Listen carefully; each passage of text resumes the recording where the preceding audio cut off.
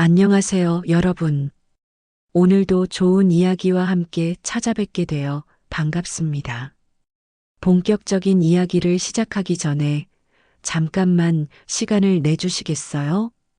이 채널이 처음이신 분들은 구독 버튼을 꾹 눌러주시고 좋아요와 알림 설정까지 해주시면 새로운 이야기가 올라올 때마다 가장 먼저 만나보실 수 있습니다. 여러분의 구독과 좋아요 하나하나가 더 좋은 이야기를 전하는 큰 힘이 됩니다. 화장터의 하얀 연기가 가을 하늘로 흩어졌습니다. 아버지 박진규는 그렇게 한 줌의 재가 되었습니다. 평생 충북 청주의 낡은 상가 건물을 관리하며 살아온 분이었습니다. 자식들은 아버지의 표정 뒤에 어떤 생각이 있었는지 끝내 알지 못했습니다. 발인이 끝나고 사흘째 되던 날, 저는 오빤 박준성, 언니 박서현과 함께 변호사 사무실에 앉아 있었습니다. 회색 양복을 입은 변호사가 서류를 펼쳤습니다. 가족들은 각자의 자리에서 서로를 피했습니다. 유언장 낭독이 시작되었습니다. 고 박진규 씨의 장남 박준성 씨에게는 청주시 상당구 소재 5층 상가 건물 전체를 상속합니다. 오빠의 어깨가 미세하게 떨렸습니다. IT 벤처 사업 실패 이후 빚에 시달리던 그에게는 생명줄과도 같은 소식이었을 것입니다. 그의 입가에 안도의 빛이 스쳤습니다. 장녀 박서현 씨에게는 같은 구역 신축상가 건물을 상속합니다. 언니가 조용히 한숨을 내쉬었습니다. 부유한 시댁에서 늘 위축되어 살아온 그녀에게 필요했던 것은 자존심이었습니다. 이제 그녀도 당당해질 수 있을 것입니다. 저는 책상 위에 놓인 찻잔만 응시했습니다. 이미 제 몫은 정해진 것이나 다름없었습니다. 변호사의 목소리가 이어졌습니다. 막내딸 박서아 씨에게는 충청남도 부여군 부여읍 소재 고서점, 시간의 결과 그 안의 모든 장서를 상속합니다. 회의실의 공기가 얼어붙었습니다. 오빠가 헛웃음을 터뜨렸습니다. 언니는 저를 바라보았습니다. 그 시선에는 동정과 우월감이 뒤섞여 있었습니다. 서아야, 그래도 책들 다 팔면 중고차 한 대 값은 나오지 않을까? 언니의 위로는 비수가 되어 가슴에 박혔습니다. 수십억 원짜리 건물을 받은 남매들 앞에서 저는 이름도 모를 고서점 하나를 받았습니다. 차라리 아무것도 없었다면 덜 창피했을 것입니다.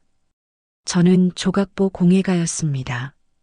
버려진 1000 조각들을 모아 하나의 작품으로 만드는 일을 했습니다.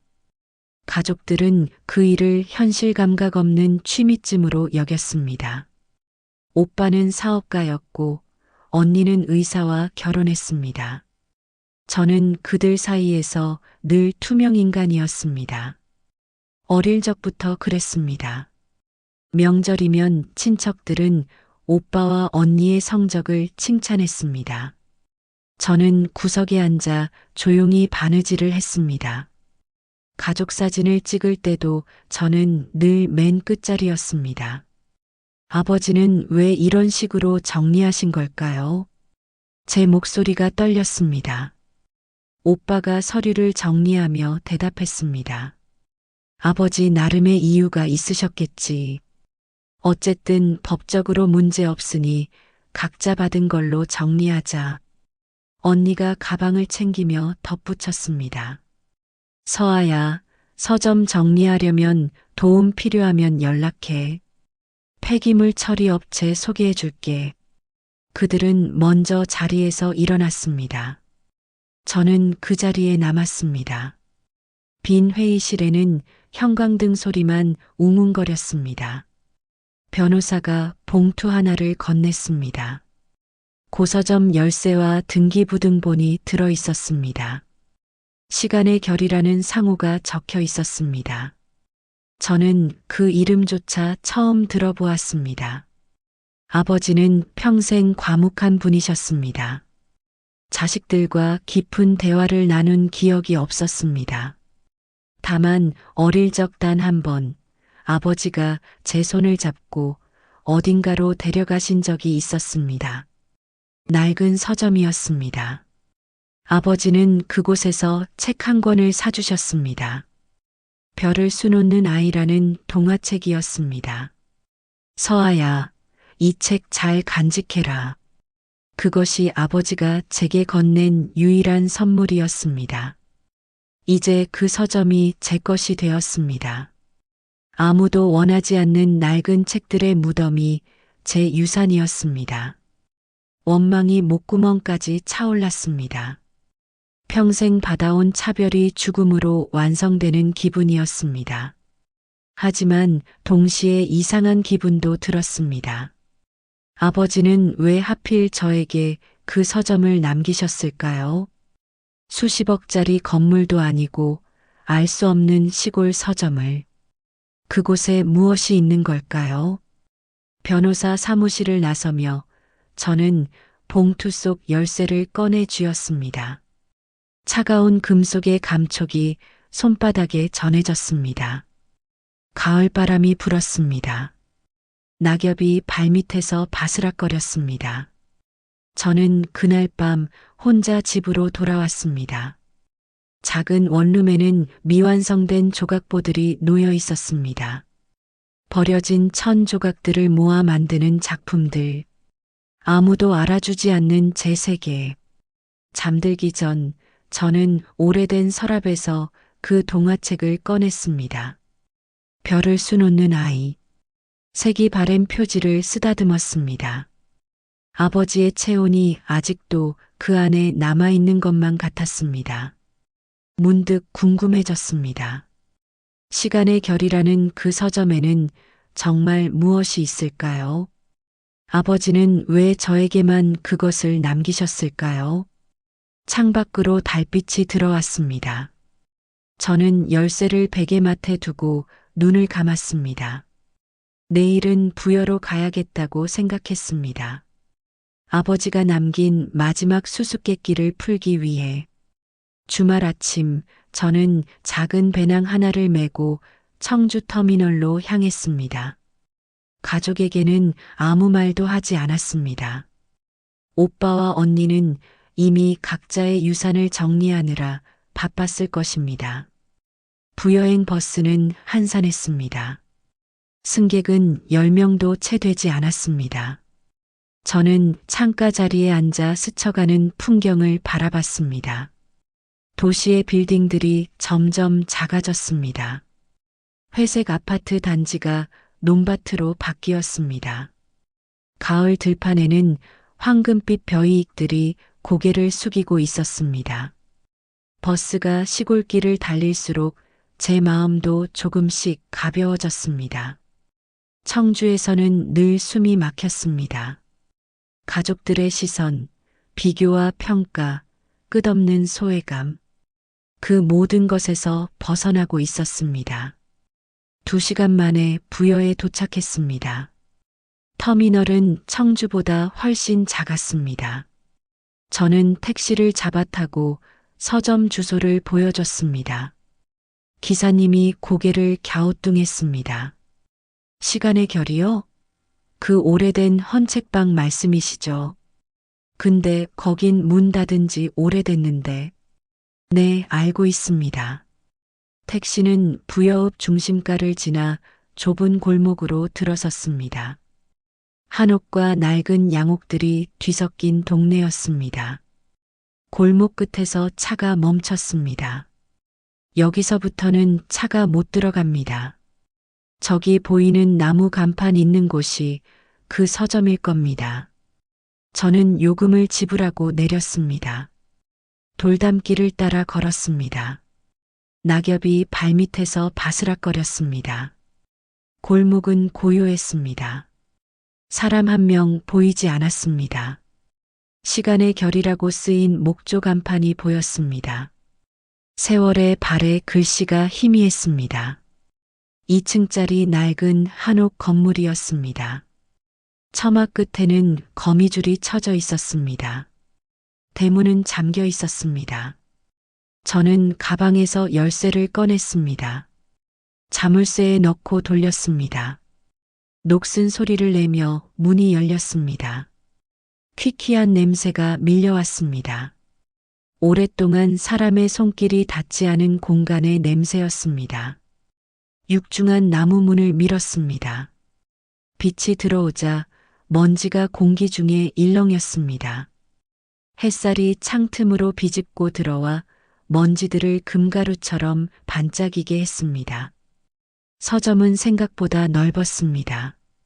1층 전체가 서가로 가득 차 있었습니다. 천장까지 닿는 나무 책장들이 미로처럼 이어져 있었습니다. 수만 권의 책들이 주인을 잃은 채 잠들어 있었습니다. 저는 천천히 안으로 들어갔습니다. 발걸음마다 마룻바닥이 삐걱거렸습니다. 책들은 먼지를 뒤집어 쓰고 있었습니다. 어떤 책은 표지가 헤어져 있었습니다.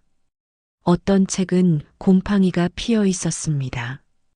한참을 서 있다가 저는 배낭을 내려놓았습니다. 무엇부터 해야 할지 막막했습니다. 정리? 폐기? 아니면 언니 말대로 중고 책방에 넘길까요? 하지만 이 많은 책을 어떻게 처리해야 할지 감도 잡히지 않았습니다. 우선 창문부터 열었습니다. 신선한 공기가 들어왔습니다. 서점 안쪽에는 작은 부엌과 화장실이 있었습니다. 2층으로 올라가는 나무 계단도 보였습니다. 2층에는 아버지가 머물던 방이 있었습니다. 이불과 옷가지들이 그대로 남아 있었습니다. 저는 1층으로 내려와 책 정리를 시작했습니다. 한 권씩 꺼내 먼지를 털었습니다. 제목을 확인하고 장르별로 분류했습니다. 단순 작업이었지만 시간은 빠르게 흘렀습니다. 그런데 이상한 점을 발견했습니다. 일반 소설이나 베스트셀러는 거의 없었습니다. 대신 역사서, 민속학 서적, 고미술 관련 책들이 대부분이었습니다. 특히 한국 전통 공예에 관한 전문 서적들이 눈에 띄게 많았습니다. 조선시대 목공예의 세계, 한국의 전통 도자기, 민화에 담긴 조형미, 모두 전문가들이나 읽을 법한 책들이었습니다. 게다가 절판된 희귀본들도 상당수였습니다. 저는 책을 펼쳤습니다.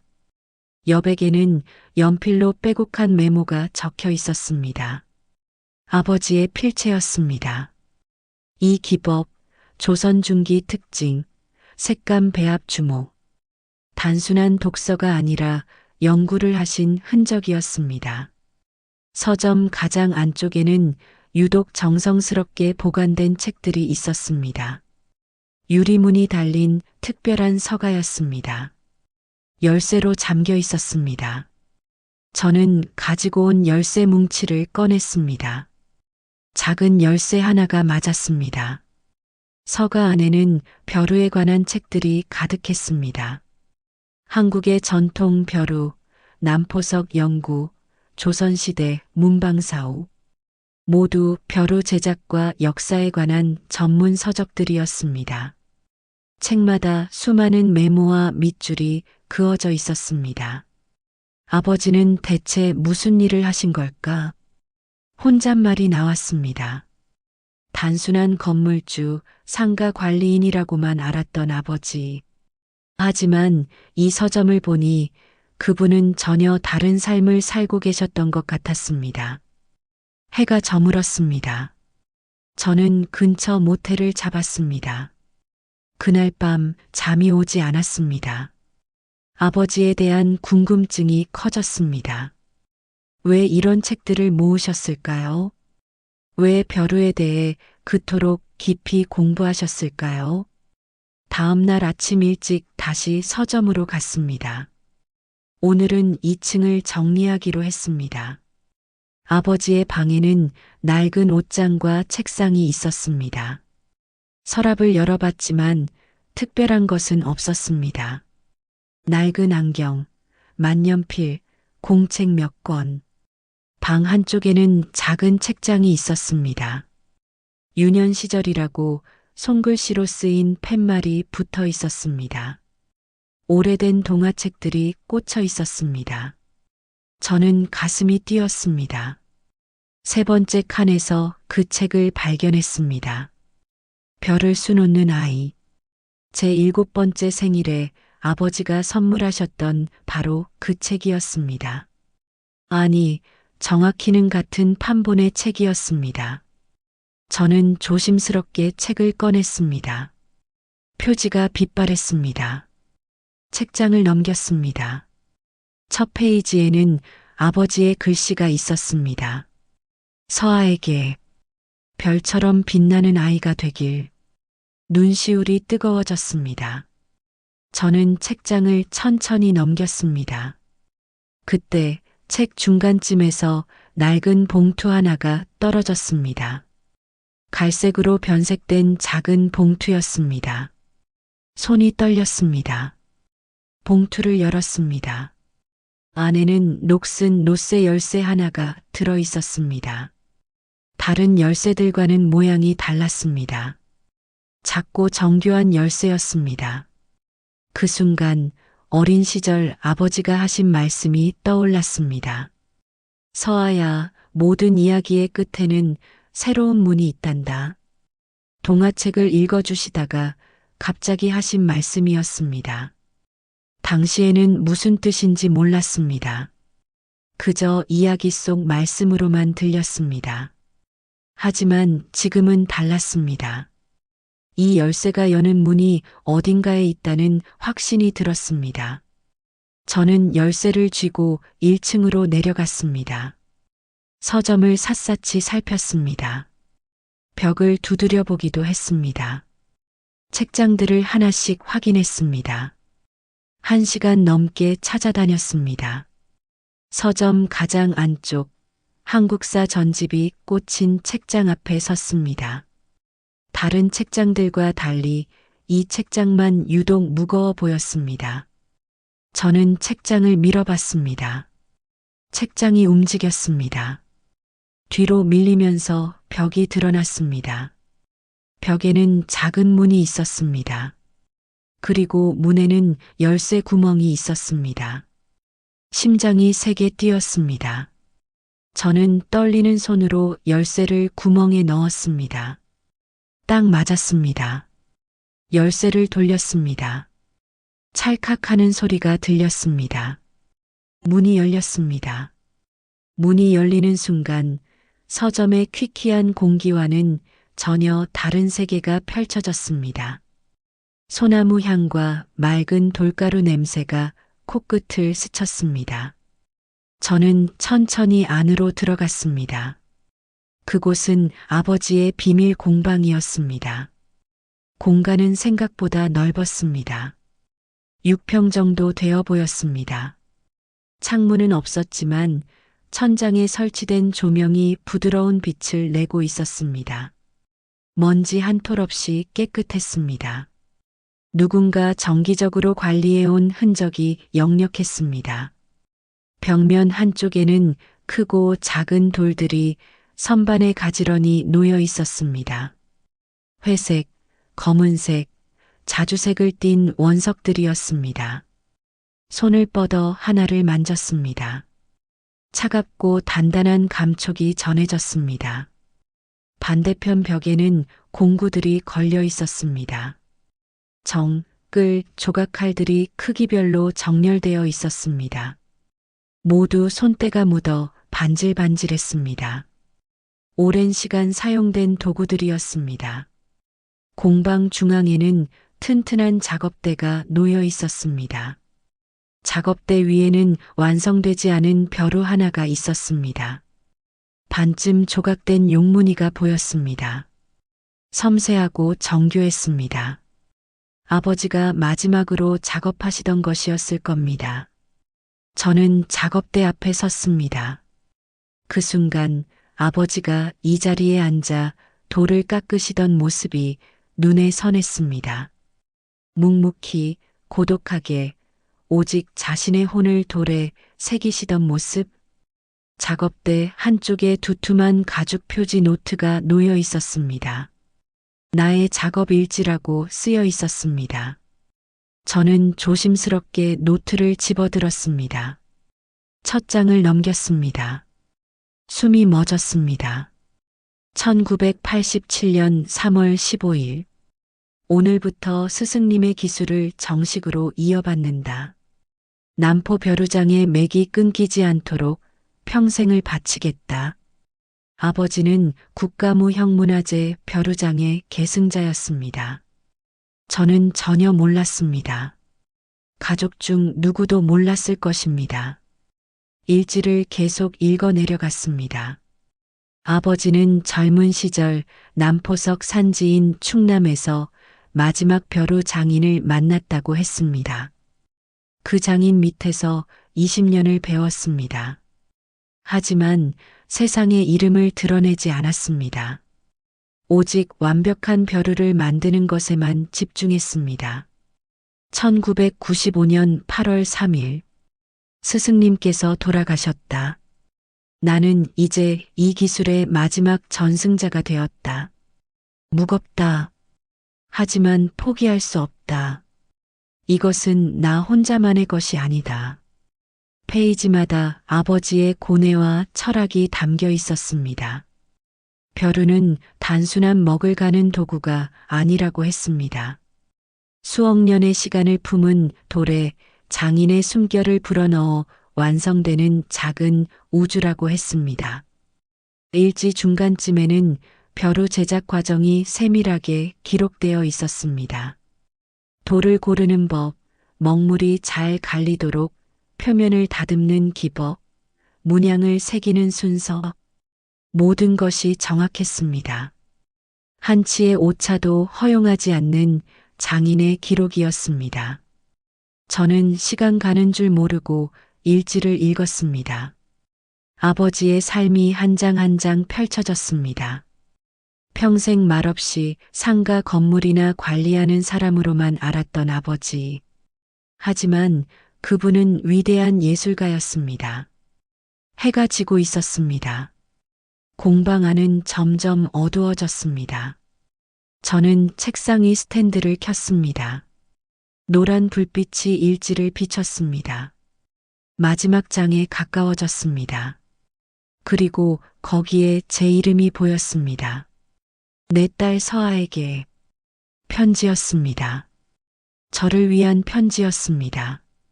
내가 이 글을 읽을 때쯤이면 나는 이미 한 줌의 재가 되었겠구나.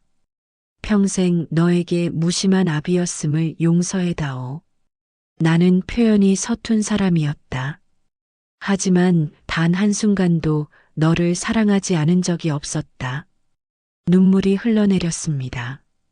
글씨가 흐려졌습니다. 저는 눈물을 닦으며 계속 읽었습니다.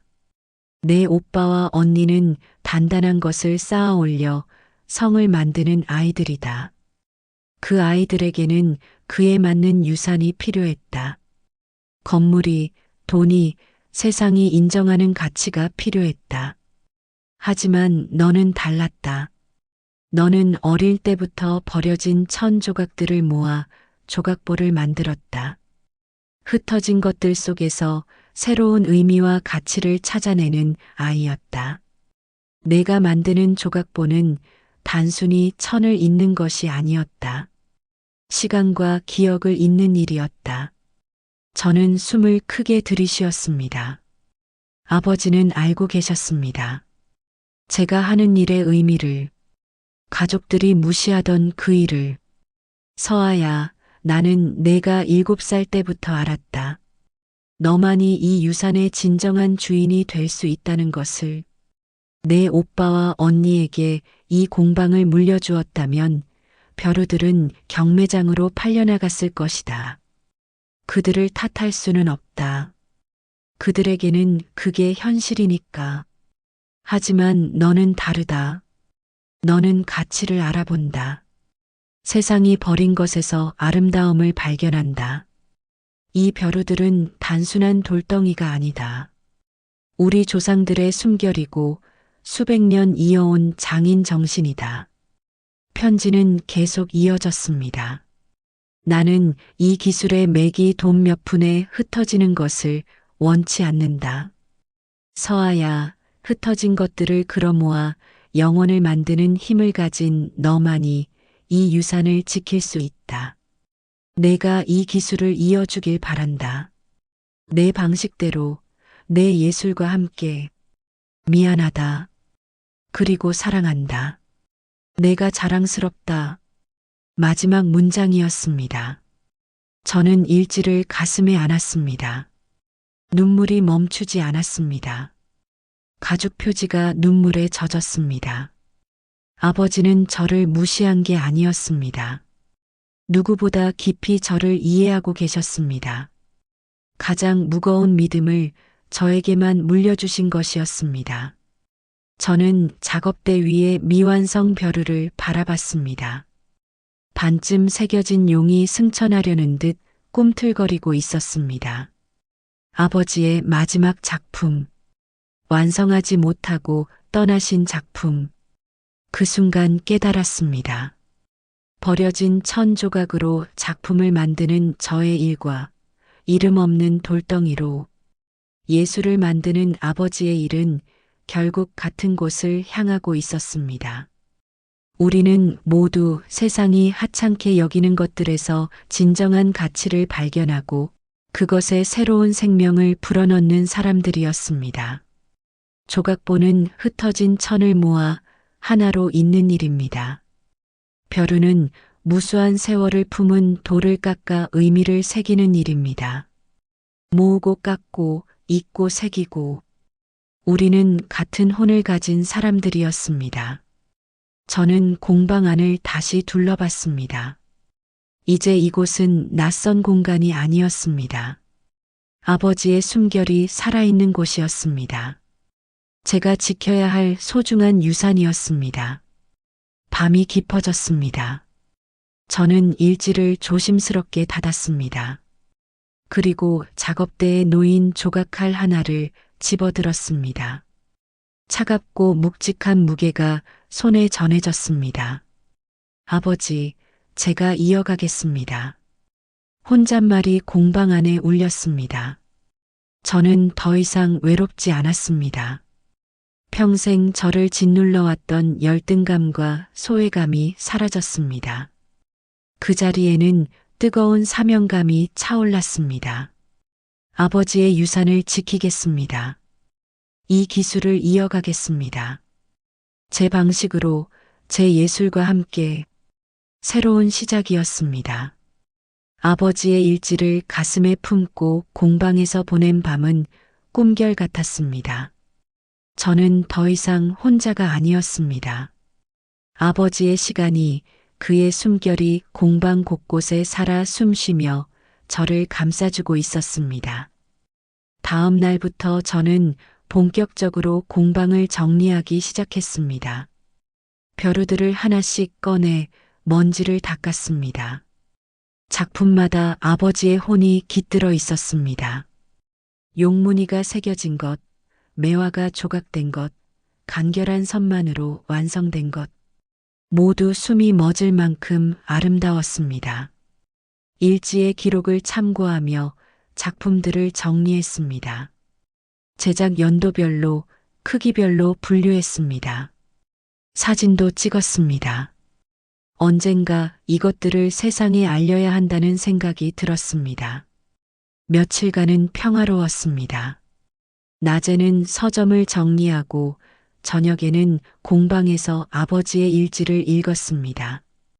부여의 고요한 밤은 청주와 달랐습니다. 차 소리도 사람들의 소음도 없었습니다. 오직 바람 소리와 벌레 소리만이 들렸습니다. 그 평화는 일요일 아침에 깨졌습니다.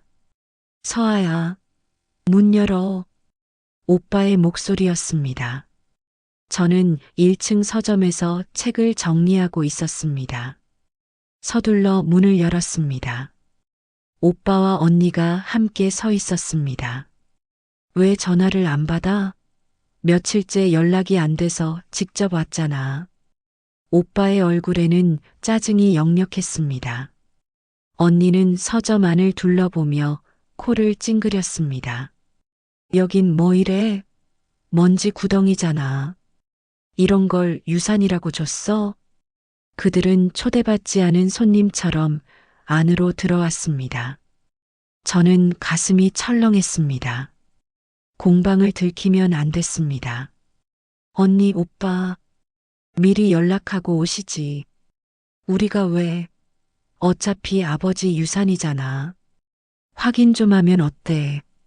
오빠는 서가 사이를 돌아다니기 시작했습니다.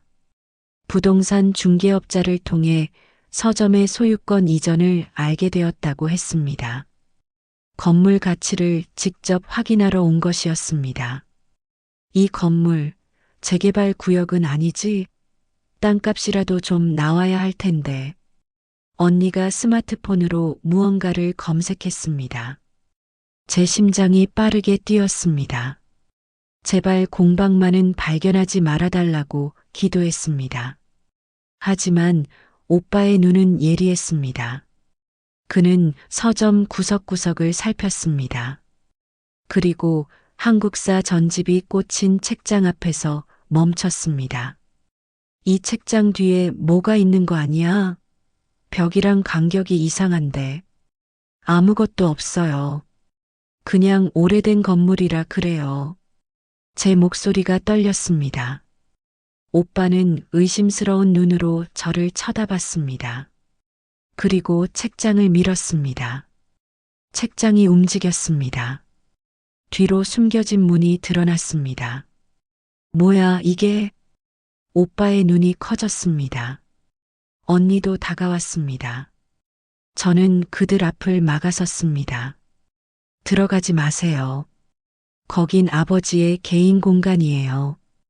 개인 공간? 지금 우리한테 숨긴 거 있다는 거야? 오빠가 제 어깨를 밀쳤습니다. 저는 비틀거렸습니다. 그들은 문을 열고 공방으로 들어갔습니다. 저는 뒤따라 들어갔습니다. 오빠와 언니는 공방 안에 서서 눈이 휘둥그레졌습니다. 세상에, 이게 다 뭐야? 언니가 소리쳤습니다. 그녀의 눈은 작업대 위의 벼루들로 향했습니다. 오빠는 벽면에 완성된 작품들을 바라봤습니다. 이거 골동품 아니야? 엄청 비싸 보이는데. 오빠가 스마트폰을 꺼냈습니다. 벼루 사진을 찍기 시작했습니다. 그리고 누군가에게 메시지를 보냈습니다. 잠깐만요. 사진 찍지 마세요. 저는 오빠의 팔을 잡았습니다. 오빠가 제 손을 뿌리쳤습니다. 왜? 이것도 아버지 유산이잖아. 우리한테도 권리가 있어. 몇 분 뒤 오빠의 전화가 울렸습니다. 골동품상으로부터 온 전화였습니다. 오빠는 통화를 하며 점점 흥분했습니다. 진짜요? 하나에 그 정도요? 여기 10개도 넘는데. 통화를 끝낸 오빠의 얼굴이 탐욕으로 번들거렸습니다. 서아야, 이거 하나에 수천만 원이래. 전부 합치면 몇 억은 되겠어. 당장 경매에 내놓자. 안 돼요. 제 목소리가 공방 안에 울렸습니다. 평생 그들 앞에서 주눅 들어있던 제가 아니었습니다.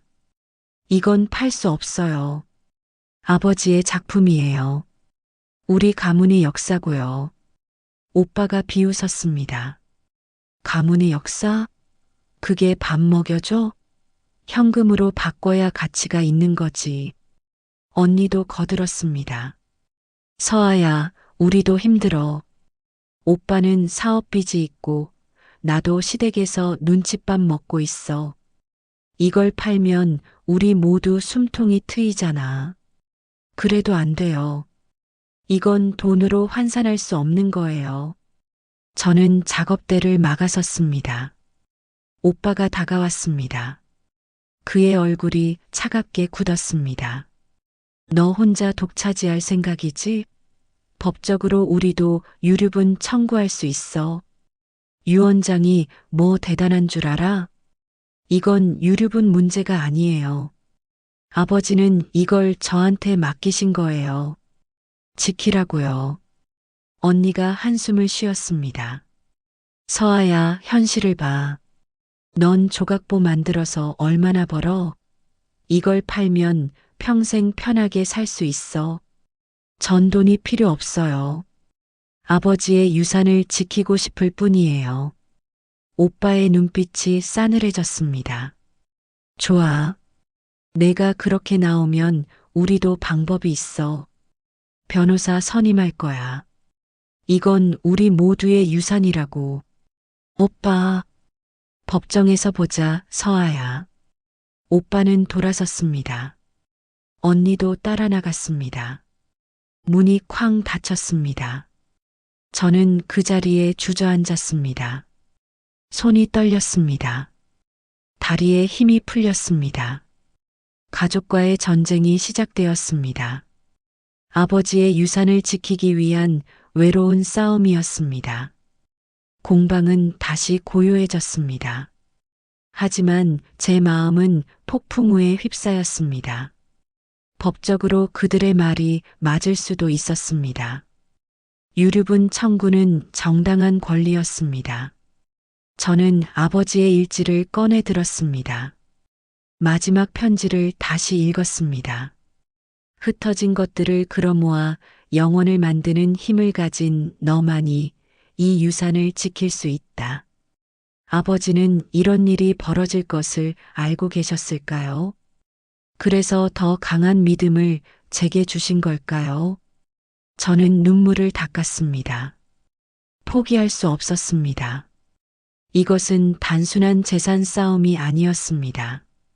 사라져가는 문화유산을 지키는 일이었습니다. 아버지의 혼을 지키는 일이었습니다. 밤이 깊어졌습니다. 저는 공방에 홀로 앉아 있었습니다. 차가운 벽에 등을 기댔습니다. 앞으로 어떻게 해야 할지 막막했습니다. 하지만 포기하지 않을 것입니다. 절대로. 균열은 시작되었지만 저는 흔들리지 않을 것입니다. 오빠와 언니가 떠난 후 공방에는 다시 정적이 찾아왔습니다. 하지만 제 마음은 거센 폭풍우 속에 있었습니다. 그들의 탐욕은 생각보다 훨씬 더 집요하고 강력했습니다. 며칠 뒤 예상대로 변호사 사무실에서 연락이 왔습니다. 유류분 반환 청구 소송이 접수되었다는 통지였습니다. 법적으로 보장된 최소한의 상속분을 현금으로 돌려달라는 요구였습니다. 저는 서류를 읽으며 두려움을 느꼈습니다. 벼루들의 감정가가 명시되어 있었습니다. 총 20여 점의 작품이 약 8억 원으로 평가되었습니다. 오빠와 언니가 청구하는 금액은 각각 2억 원씩이었습니다. 4억 원. 혼잣말이 나왔습니다. 제게는 그런 돈이 없었습니다. 조각보 작품을 팔아도 1년에 1,000만 원을 벌기 어려웠습니다. 결국 벼루를 팔아야 했습니다. 아니면 서점 건물을 담보로 대출을 받거나 어느 쪽이든 아버지의 유산은 흩어질 것이었습니다. 저는 며칠 밤을 잠 못 이루며 고민했습니다. 변호사를 선임해야 했습니다. 하지만 변호사 비용도 만만치 않았습니다. 혼자서는 이길 수 없는 싸움이었습니다. 절망감이 밀려왔습니다. 아버지의 유언만으로는 부족했습니다. 법은 냉정했습니다. 감정보다 권리를 우선했습니다. 그날 밤 저는 다시 아버지의 일지를 펼쳤습니다. 답을 찾고 싶었습니다. 한 장 한 장 넘기며 읽었습니다. 그때 일지 중간쯤에서 낯선 이름을 발견했습니다. 오늘 이영수 관장과 막걸리를 마셨다. 그는 내 돌의 가치를 알아주는 유일한 사람이다. 세상이 무관심해도 그가 있어 외롭지 않다. 이영수 관장. 저는 그 이름을 되뇌었습니다. 일지를 더 뒤적였습니다. 그의 이름이 여러 곳에 등장했습니다. 이 관장이 부여 민속박물관으로 자리를 옮겼다고 한다. 그곳에서 우리 전통 공예를 알리는 일을 한다니 다행이다. 부여 민속박물관. 여기서 그리 멀지 않은 곳이었습니다. 저는 희망을 느꼈습니다. 아버지를 알던 사람, 벼루의 가치를 이해하는 사람이 있었습니다. 혼자가 아니었습니다. 다음 날 아침 저는 서둘러 박물관으로 향했습니다. 부여읍 중심가에 위치한 2층 건물이었습니다. 부여 민속박물관이라는 간판이 걸려 있었습니다. 안으로 들어갔습니다. 관람객은 많지 않았습니다. 안내 데스크에 젊은 직원이 앉아 있었습니다. 실례합니다. 이영수 관장님을 뵐 수 있을까요? 예약하셨나요? 아니요. 급한 일이라서요.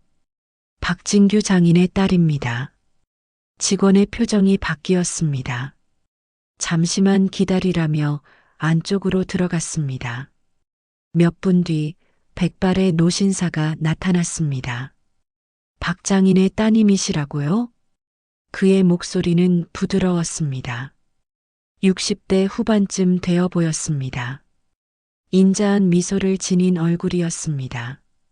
네, 막내딸 박서아입니다. 이런, 따님이 계셨군요. 어서 오세요. 사무실로 가시지요. 이영수 관장은 저를 2층 사무실로 안내했습니다. 작지만 정갈한 공간이었습니다. 벽면에는 전통 공예품 사진들이 걸려 있었습니다. 앉으세요. 박 장인께서 돌아가셨다는 소식은 들었습니다. 장례식에 가지 못해 죄송합니다. 연락처를 몰라서요. 그의 눈가에 슬픔이 어렸습니다.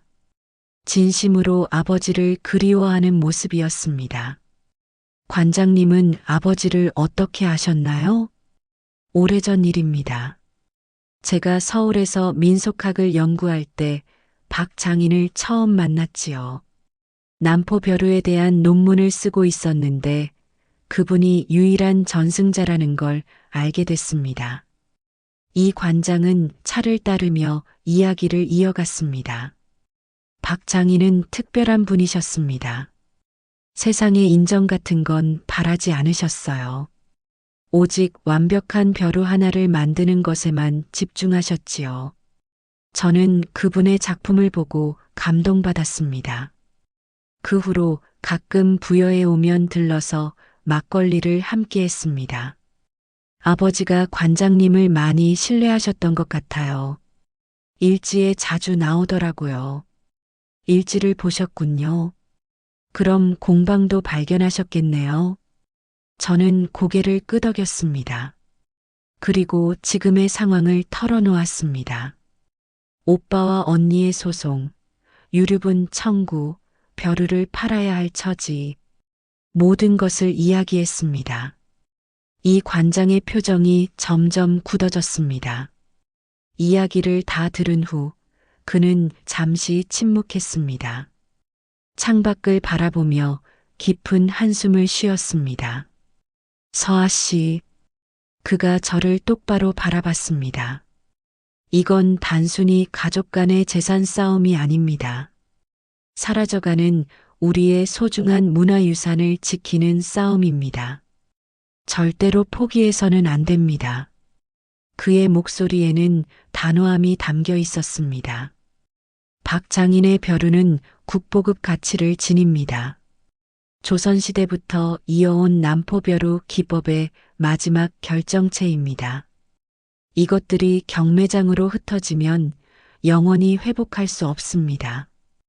하지만 법적으로 제가 불리한 것 같아요. 유류분 청구는 정당한 권리잖아요. 그렇지 않습니다. 특수한 경우가 있습니다. 이 관장이 책장에서 서류 하나를 꺼냈습니다. 문화재보호법을 아시나요? 문화재적 가치가 인정되는 유산의 경우 단순히 재산 가치로만 평가할 수 없습니다. 특히 기술 전승이 필요한 경우 상속자의 보존 의무가 우선될 수 있습니다. 희망이 보였습니다. 제 눈이 커졌습니다. 저를 도와주실 수 있나요? 물론입니다. 제가 할 수 있는 모든 것을 하겠습니다. 이 관장은 즉시 행동에 나섰습니다. 문화재 전문 변호사를 소개해 주었습니다. 그리고 박물관 차원에서 공식 감정서를 작성하겠다고 했습니다. 먼저 벼루들의 문화재적 가치를 공식적으로 증명해야 합니다. 제가 전문가들을 모아 감정위원회를 구성하겠습니다. 그리고 국가무형 문화재 지정을 추진하겠습니다. 그게 가능한가요? 시간이 걸리겠지만 가능합니다. 박 장인의 작품과 기술은 충분히 그럴 가치가 있습니다. 그날 저는 이 관장과 함께 공방을 방문했습니다. 그는 벼루들을 하나하나 살펴보며 감탄했습니다. 역시 박 장인의 솜씨는 세월이 갈수록 완벽해지셨군요. 이 용문이 벼루 정말 살아 움직이는 것 같습니다. 그는 사진을 찍고 상세한 기록을 남겼습니다. 작업대 위의 미완성 작품도 꼼꼼히 살폈습니다. 서아 씨, 이 유산을 지킬 각오가 되어 있습니까? 쉬운 싸움이 아닐 겁니다. 네. 아버지께서 제게 맡기신 겁니다. 끝까지 지키겠습니다. 이 관장이 제 어깨에 손을 얹었습니다. 훌륭합니다. 박 장인께서 딸을 잘 두셨군요. 제가 증인이 되어드리겠습니다. 법정에서든 어디서든 이 벼루들의 진정한 가치를 증명하겠습니다. 그날 밤 저는 처음으로 편안한 잠을 잤습니다. 더 이상 혼자가 아니었습니다. 아버지의 유지를 이해하는 사람이 있었습니다. 함께 싸워줄 동지가 생긴 것입니다. 보이지 않던 길에 빛이 비치기 시작했습니다. 전쟁은 이제부터였지만 저는 더 이상 두렵지 않았습니다. 아버지, 저는 포기하지 않겠습니다. 끝까지 지켜내겠습니다. 한 달 뒤 첫 재판 기일이 잡혔습니다. 저는 이영수 관장이 소개해준 김민정 변호사와 함께 법원으로 향했습니다. 김 변호사는 40대 중반의 차분한 여성이었습니다. 문화재 관련 소송을 전문으로 다루는 분이었습니다. 긴장하지 마세요. 우리에게 충분한 근거가 있습니다. 김 변호사가 말했지만 제 손은 떨렸습니다. 법원 건물은 위압적이었습니다. 높은 천장, 차가운 대리석 바닥, 엄숙한 분위기, 모든 것이 저를 작게 만들었습니다. 법정 안으로 들어갔습니다. 오빠와 언니가 이미 앉아 있었습니다. 그들의 변호사도 함께였습니다. 50대 남성 변호사로 날카로운 인상이었습니다. 오빠와 눈이 마주쳤습니다. 그는 고개를 돌렸습니다. 언니는 저를 쳐다보지도 않았습니다. 한때 가족이었던 우리는 이제 완전한 적이 되어 있었습니다. 모두 기립하십시오. 판사가 입장했습니다. 중년의 남성 판사였습니다. 안경 너머로 서류를 살피는 모습이 차갑게 느껴졌습니다. 재판이 시작되었습니다. 원고 측, 즉 오빠와 언니의 변호사가 먼저 주장을 펼쳤습니다. 재판장님, 이 사건은 명백한 유류분 침해 사건입니다. 피상속인 박진규 씨는 총 약 15억 원 상당의 재산을 남겼습니다. 그중 10억 원 상당의 건물은 원고들에게 상속했으나 8억 원 상당의 골동품은 피고인 막내딸에게만 상속했습니다. 변호사는 준비한 서류를 제출했습니다. 법정 유류분은 각 상속인당 전체 재산의 6분의 1입니다. 원고들은 각각 2억 5천만 원의 유류분을 청구할 권리가 있습니다. 하지만 현재 피고는 이를 반환하지 않고 있습니다. 그의 목소리는 논리적이고 단호했습니다. 법적으로 완벽한 주장이었습니다. 더욱이 피고는 아버지로부터 물려받은 귀중한 골동품들을 개인적으로 소유하려 합니다. 이는 다른 상속인들의 정당한 권리를 침해하는 행위입니다. 판사가 고개를 끄덕이며 기록했습니다. 제 가슴이 조였습니다. 이어서 오빠가 증인석에 섰습니다. 저는 현재 사업 실패로 6억 원의 빚을 지고 있습니다. 상속받은 건물로 일부 정리했지만 아직 부족합니다. 아버지의 유산은 저희 모두의 것입니다. 막내만 독차지하는 것은 불공평합니다. 언니도 증인석에 섰습니다. 저는 이혼 소송 중입니다. 시댁에서 아무것도 못 받고 나왔습니다. 아이 둘을 키워야 하는데 막막합니다. 이 유산은 저의 생존권과 직결된 문제입니다. 그들의 사연을 듣는 동안 죄책감이 밀려왔습니다. 저 때문에 가족들이 고통받고 있는 걸까요?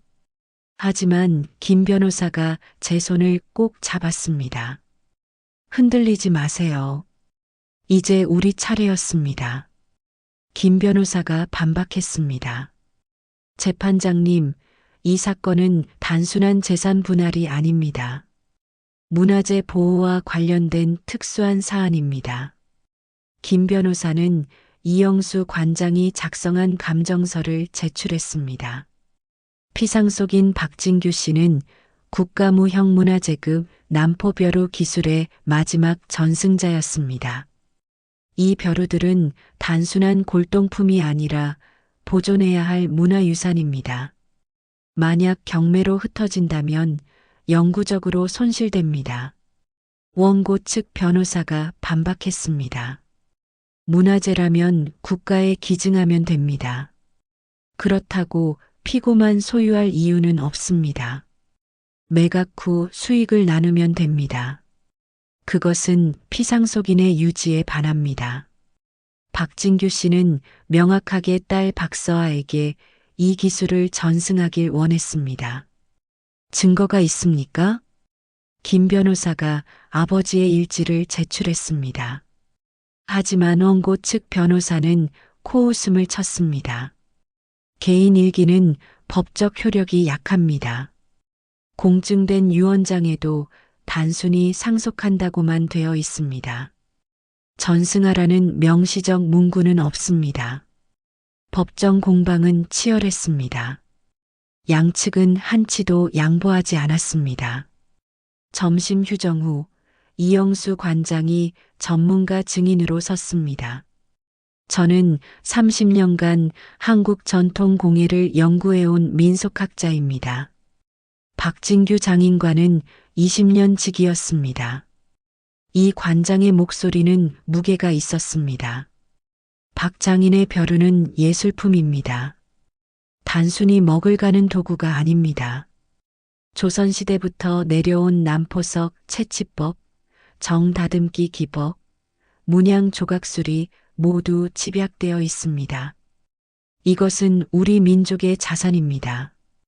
그렇다면 가치는 얼마나 됩니까? 판사가 물었습니다. 돈으로 환산할 수 없습니다. 국보급입니다. 만약 경매에 나간다면 해외로 유출될 가능성도 높습니다. 원고 측 변호사가 비꼬았습니다. 그래서 그 의무가 시가 얼마짜리입니까? 결국 돈 아닙니까? 아닙니다. 이 관장의 목소리가 커졌습니다. 이것은 돈의 문제가 아닙니다. 정체성의 문제입니다. 우리가 누구인지, 무엇을 지켜야 하는지의 문제입니다.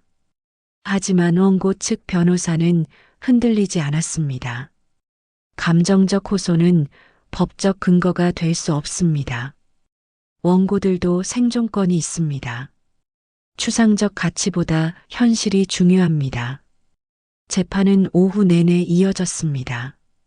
아버지의 예수로는 감정가라는 숫자로 환산되었습니다. 그의 평생은 몇 장의 서류로 요약되었습니다. 그 과정 자체가 제게는 폭력이었습니다. 마지막 변론 기회가 제게 주어졌습니다. 저는 천천히 일어났습니다. 손이 떨렸습니다. 목소리가 나올지 확신할 수 없었습니다. 저는 가방에서 아버지의 일지를 꺼냈습니다. 그리고 제게 남긴 편지 부분을 펼쳤습니다. 재판장님, 아버지가 저에게 남긴 글을 읽어도 될까요? 판사가 고개를 끄덕였습니다. 저는 떨리는 목소리로 읽기 시작했습니다. 내 딸 서아에게. 내가 이 글을 읽을 때쯤이면 나는 이미 한 줌의 재가 되었겠구나. 법정안이 조용해졌습니다. 오빠와 언니도 고개를 들었습니다. 너는 어릴 때부터 버려진 천 조각들을 모아 조각보를 만들었다. 흩어진 것들 속에서 새로운 의미를 찾아내는 아이였다. 제 목소리가 점점 단단해졌습니다. 이 벼루들은 단순한 돌덩이가 아니다. 우리 조상들의 숨결이고 수백 년 이어온 장인 정신이다. 서아야, 흩어진 것들을 끌어모아 영혼을 만드는 힘을 가진 너만이 이 유산을 지킬 수 있다. 편지를 다 읽고 저는 판사를 바라봤습니다. 재판장님, 이것은 돈에 대한 이야기가 아닙니다. 가치에 대한 이야기입니다. 무엇을 지키고 무엇을 다음 세대에 물려주어야 하는지에 대한 아버지의 간절한 유언입니다. 저는 조각보 공예가입니다. 버려진 천 조각을 모아 작품을 만듭니다. 세상 사람들은 그것을 취미라고 무시합니다. 하지만 아버지는 알아주셨습니다. 제 일의 가치를요. 아버지의 벼루와 제 조각보는 같은 마음에서 나옵니다. 흩어진 것을 모으고 버려진 것에 생명을 불어넣는 일입니다. 아버지는 그것을 아셨습니다. 그래서 저에게 이 유산을 맡기신 겁니다. 법정이 숙연해졌습니다. 저는 마지막 말을 했습니다. 저는 이 유산을 지키고 싶을 뿐입니다. 돈이 아니라 아버지의 혼을 지키고 싶습니다. 그날 재판은 그렇게 끝났습니다. 판결은 2주 뒤에 나온다고 했습니다. 법정을 나서며 오빠가 제 앞을 막았습니다. 서아야, 아직 늦지 않았어. 합의하자. 우리도 어쩔 수 없어서 그러는 거야. 저는 고개를 저었습니다. 오빠, 저도 어쩔 수 없어요. 이건 제가 꼭 지켜야 하는 거예요. 오빠는 한숨을 쉬고 돌아섰습니다. 저는 법원 계단에 앉았습니다. 온몸에 힘이 풀렸습니다. 이영수 관장이 옆에 앉았습니다. 잘하셨습니다, 서아 씨. 당신의 진심이 전해졌을 겁니다. 이길 수 있을까요? 모릅니다. 하지만 최선을 다했습니다. 나머지는 기다려야지요. 저는 하늘을 올려다봤습니다. 가을 하늘이 높고 푸르렀습니다. 아버지, 제가 잘하고 있는 건가요? 당신의 뜻을 제대로 지키고 있는 건가요? 대답은 없었습니다. 하지만 저는 후회하지 않았습니다. 끝까지 싸우겠습니다. 아버지의 유산을, 그 가치를 지키기 위해 2주간의 기다림은 고통스러웠습니다. 낮에는 서점을 정리하고 밤에는 공방에 앉아 아버지의 일지를 읽었습니다. 하지만 마음은 늘 법원 판결에 가 있었습니다. 이영수 관장은 격려의 전화를 자주 주셨습니다. 김민정 변호사는 긍정적으로 전망했습니다. 하지만 확신할 수는 없었습니다. 법은 예측할 수 없었습니다. 판결일이 다가왔습니다. 그날 아침 저는 일찍 일어났습니다. 잠을 설쳤습니다. 거울을 보니 얼굴이 초췌했습니다. 하지만 눈빛만은 흔들리지 않았습니다. 법원으로 가는 버스 안에서 창밖을 바라봤습니다. 가을이 깊어지고 있었습니다. 나뭇잎들이 붉게 물들었습니다. 계절은 변했지만 제 마음은 그대로였습니다. 법정에 도착했습니다. 오빠와 언니가 이미 와 있었습니다. 그들도 긴장한 표정이었습니다. 우리는 서로 말을 섞지 않았습니다. 판사가 입장했습니다. 모두 기립했습니다. 심장이 빠르게 뛰었습니다. 판사가 판결문을 펼쳤습니다. 안경을 고쳐 쓰고 읽기 시작했습니다. 사건 번호 2024-1만 2345 유류분 반환 청구 사건에 대하여 판결을 선고합니다. 저는 숨을 멈췄습니다. 본 법원은 다음과 같이 판단합니다. 피상속인 박진규는 생전에 명확한 의도를 가지고 유언을 작성했습니다. 특히 피고 박서아에게 상속된 벼루 작품들은 단순한 재산이 아닌 문화적 가치를 지닌 유산으로 인정됩니다. 김 변호사가 제 손을 꼭 잡았습니다. 전문가 감정 결과 해당 작품들은 국가무형 문화재급 기술의 산물이며 보존 및 전승의 필요성이 인정됩니다. 또한 피상속인이 남긴 작업일지를 통해 피고에게 기술 전승을 명확히 의도했음이 확인됩니다. 판사는 계속 판결문을 읽었습니다. 민법 제1008조의 유류분 제도는 상속인의 생계를 보호하기 위한 것입니다. 하지만 본건의 경우 원고들은 이미 상당한 가치의 부동산을 상속받았습니다. 반면 피고가 상속받은 유산은 문화재 보호법상 특별한 보존 의무가 따르는 특수재산입니다. 오빠의 얼굴이 굳었습니다. 언니는 고개를 숙였습니다. 따라서 본 법원은 원고들의 청구를 기각합니다. 다만 피고는 해당 유산을 개인 재산이 아닌 문화유산으로서 성실히 보존할 의무가 있음을 명시합니다. 이상 판결을 선고합니다. 판사가 망치를 두드렸습니다. 탁 하는 소리가 법정에 울렸습니다. 승소했습니다. 저는 믿을 수 없었습니다. 김 변호사가 제 어깨를 토닥였습니다. 이영수 관장이 방청석에서 박수를 쳤습니다. 하지만 기쁨은 오래가지 않았습니다. 법정을 나서는 오빠와 언니의 뒷모습이 보였습니다. 그들의 어깨가 축 처져 있었습니다. 저는 그들을 따라갔습니다. 오빠, 언니. 오빠가 돌아섰습니다. 그의 눈빛은 차갑게 식어 있었습니다. 뭐, 이겼다고 자랑하러 왔어? 아니에요.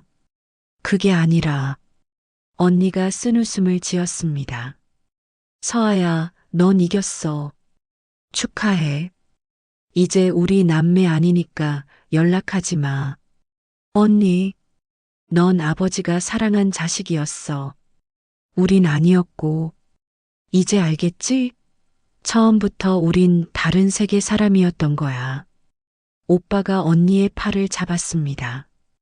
가자. 이제 끝났어. 그들은 돌아섰습니다.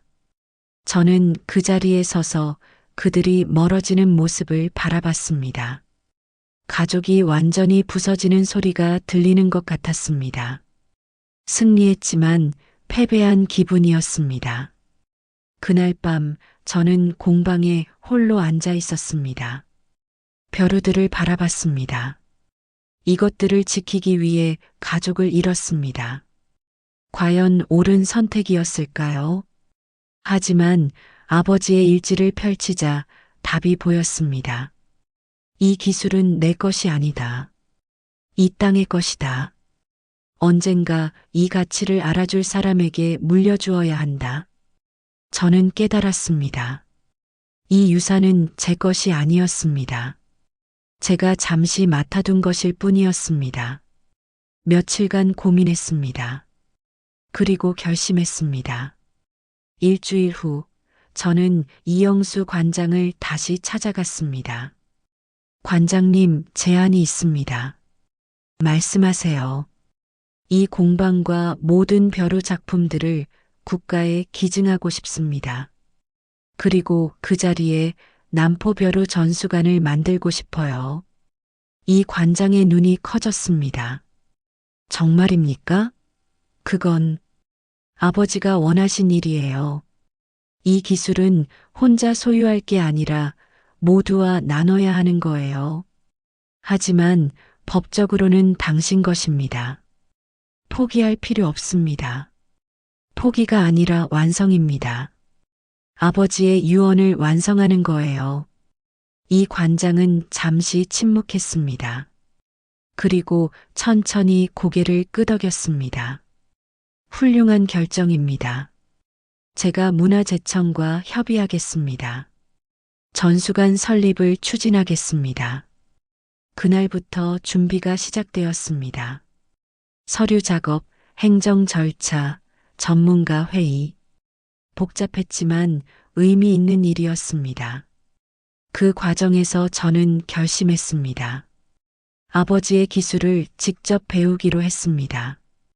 어느 날 저는 공방에서 처음으로 조각칼을 들었습니다. 아버지의 일지를 펼쳐놓고 가장 작은 돌을 골랐습니다.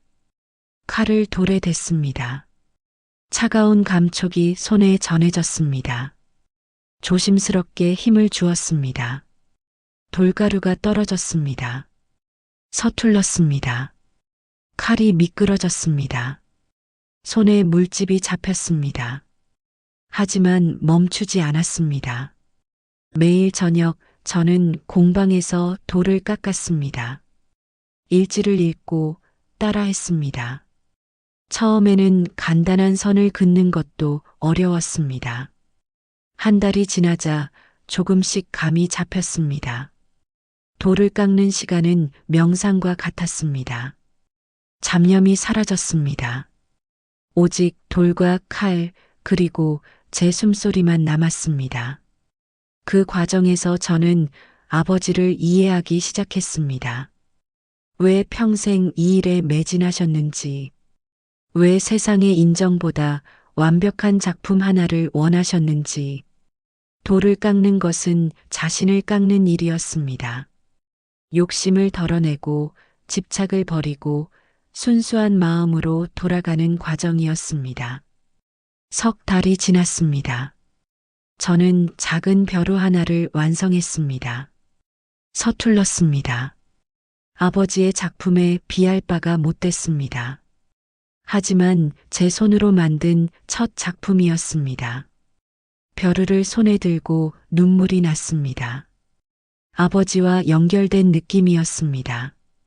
시간과 공간을 넘어 우리는 같은 길을 걷고 있었습니다. 전수관 설립 절차도 순조로웠습니다. 문화재청에서 긍정적으로 검토했습니다. 부여군에서도 적극 지원하겠다고 했습니다. 어느 날 이 관장이 기쁜 소식을 가져왔습니다. 서아 씨, 국가무형문화재 지정 심사가 통과되었습니다. 남포벼루 기법이 공식 인정받았어요. 정말이세요? 네. 그리고 당신이 초대 전수 조교로 지정됩니다. 축하합니다. 저는 믿을 수 없었습니다. 조각보나 만들던 제가 국가무형문화재 전수 조교가 되다니, 저 같은 사람이 자격이 있을까요? 당신보다 자격 있는 사람은 없습니다. 박장인의 딸이자 그의 기술을 이어받은 유일한 사람이니까요. 그날 밤 저는 공방에서 아버지께 보고했습니다. 아버지, 해냈어요. 당신의 유산을 지켰어요. 그리고 이제 이어가겠어요. 작업대 위에 미완성 벼루가 보였습니다. 아버지가 마지막까지 작업하시던 용문이 벼루. 저는 조각칼을 들었습니다. 그리고 조심스럽게 용의 눈동자를 완성하기 시작했습니다. 한 칼 한 칼 아버지의 숨결을 따라갔습니다. 밤이 깊어갔습니다. 하지만 저는 외롭지 않았습니다. 아버지가 함께 계셨으니까요. 그리고 앞으로 이 기술을 배울 수많은 사람들이 함께 할 것이니까요. 유산의 진짜 주인은 나누는 사람이었습니다. 2년의 시간이 흘렀습니다. 남포벼루 전수관은 부여의 새로운 명소가 되었습니다. 주말이면 관람객들로 붐볐습니다. 학생들, 관광객들, 전통 공예에 관심 있는 사람들이 찾아왔습니다. 저는 전수관의 초대 전수 조교였습니다. 매주 화요일과 목요일 벼루 제작 시연을 했습니다. 사람들 앞에서 돌을 깎고 정으로 쪼고 문양을 새겼습니다. 처음에는 떨렸지만 이제는 익숙해졌습니다. 저 용의 눈동자 좀 보세요. 정말 살아있는 것 같아요. 관람객들의 감탄을 들을 때마다 아버지 생각이 났습니다. 평생 홀로 작업하시며 세상의 인정을 받지 못했던 아버지. 이제 그의 기술이 빛을 보고 있었습니다. 전수관 한쪽에는 제 작업실도 있었습니다. 조각보 공예를 계속하고 있었습니다. 하지만 예전과는 달랐습니다.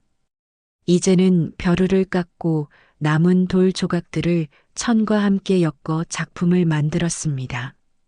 돌과 천의 조화라는 새로운 시리즈였습니다. 아버지의 예술과 제 예술이 만나는 지점이었습니다. 작품들은 좋은 반응을 얻었습니다. 서울의 갤러리에서 전시 제안도 들어왔습니다. 삶은 평화로웠습니다.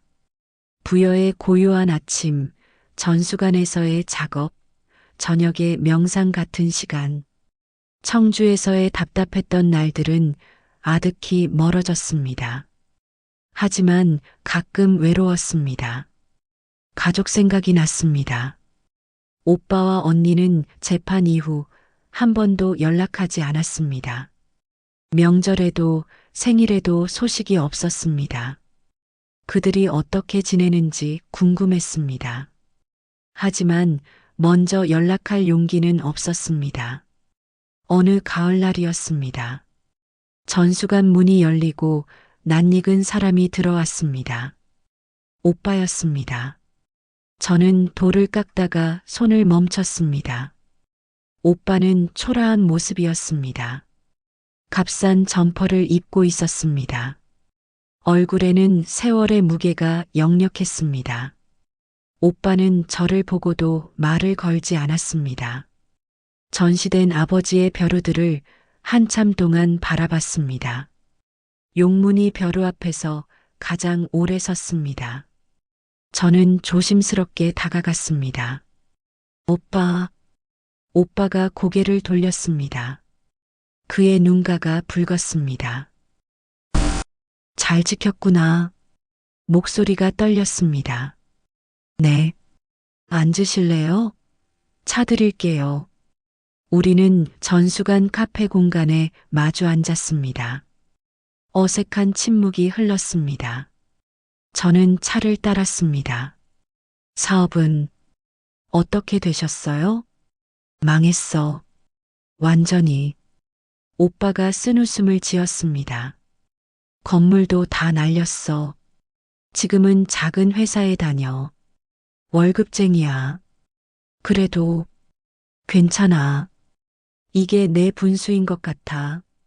오빠는 창밖을 바라봤습니다. 서아야, 미안해. 그때 내가 욕심에 눈이 멀었어.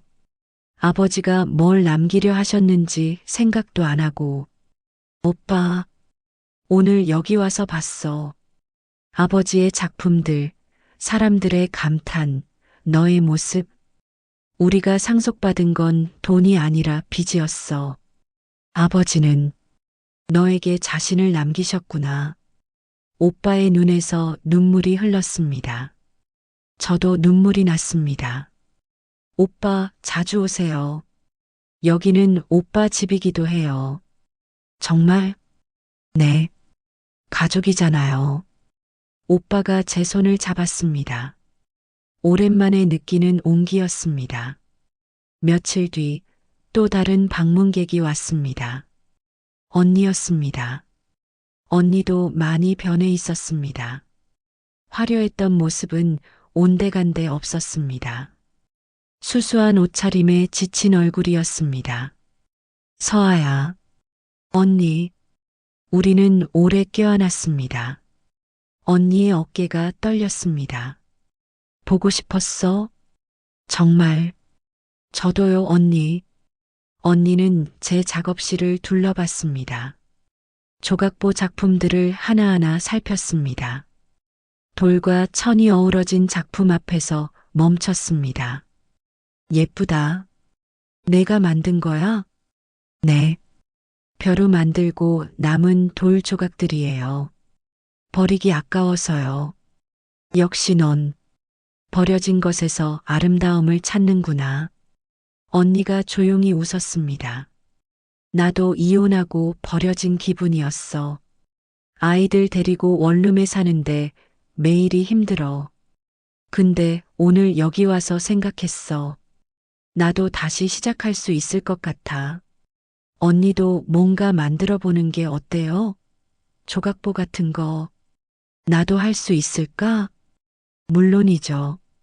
제가 가르쳐 드릴게요.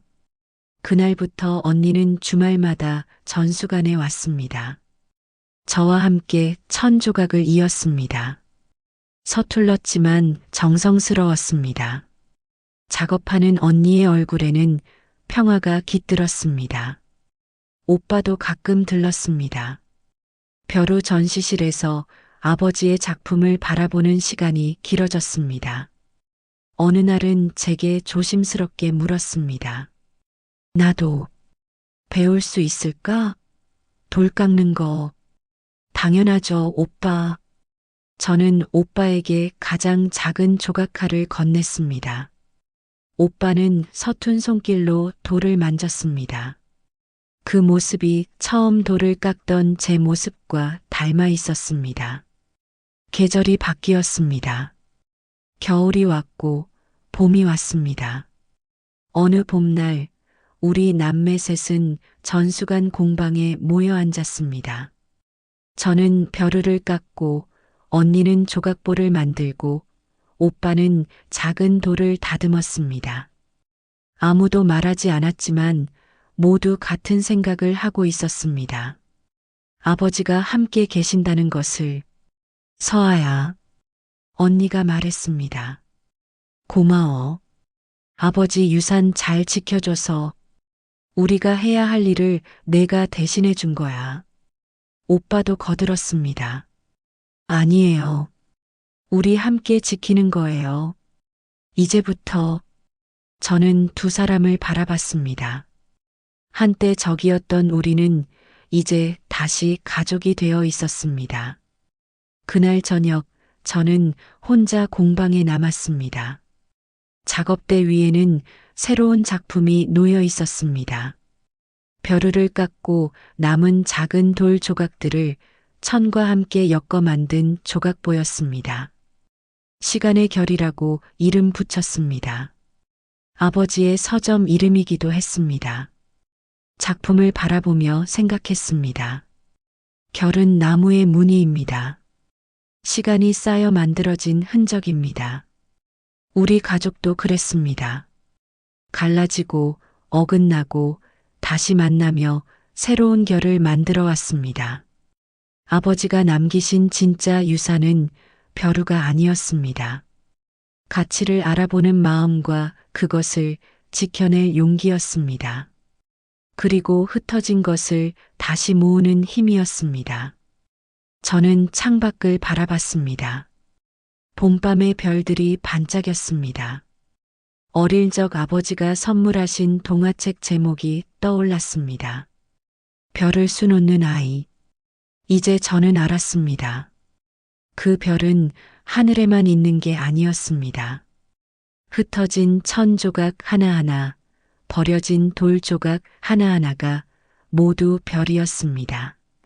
그것들을 모아 새로운 우주를 만드는 것. 그것이 아버지가 그리고 제가 하는 일이었습니다. 공방에 불을 끄고 나왔습니다. 전수관 마당에는 벚꽃이 피어 있었습니다. 바람이 불자 꽃잎이 흩날렸습니다. 꽃잎들이 땅에 떨어졌습니다. 하지만 슬프지 않았습니다.